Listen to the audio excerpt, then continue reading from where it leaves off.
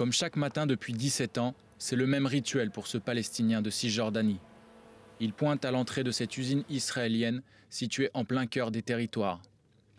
Nous sommes dans la zone industrielle de Barkhane, zone sous contrôle israélien, mais où les employés qui y travaillent sont juifs et arabes.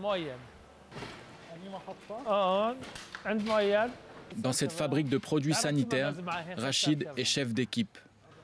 À sa charge, plusieurs employés. Conscient de ce privilège, l'important ici n'est pas la politique. C'est vrai que cette entreprise est basée dans les territoires, mais je n'ai pas de problème avec ça. Nous laissons la politique aux politiciens, que Netanyahou et Abou Mazen règlent les problèmes. Ce qui intéresse les Palestiniens, comme les Israéliens d'ailleurs, c'est de travailler et de gagner suffisamment d'argent pour nourrir nos familles.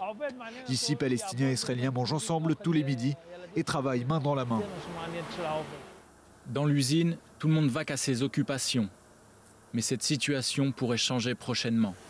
La démarche de l'Union européenne visant à étiqueter chaque produit fabriqué dans les territoires menace directement l'activité de cette entreprise.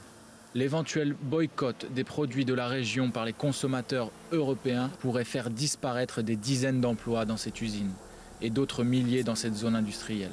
Une perspective inconcevable pour Yehuda Cohen, à la tête de cette entreprise. Si l'Europe décide de nous boycotter, je serai obligé de fermer mon entreprise ou de réduire son activité, mais il me faudra renvoyer des gens chez eux. Il n'y a pas de rapport entre cette zone industrielle et le fait que l'on soit dans les territoires. L'Europe prétend que nous faisons partie des colonies, mais l'éventuel boycott ne touchera pas les colonies, mais bien les activités économiques de cette zone. Les employés palestiniens seront les premiers à en souffrir. Les Israéliens aussi, bien sûr, et pour eux, ce sera plus facile de retrouver du travail.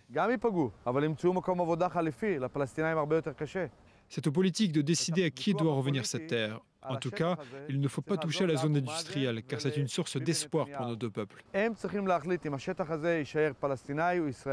Plus qu'un symbole de coexistence, c'est l'économie d'une région qui pourrait faire les frais de la directive européenne, toujours en débat du côté de Bruxelles.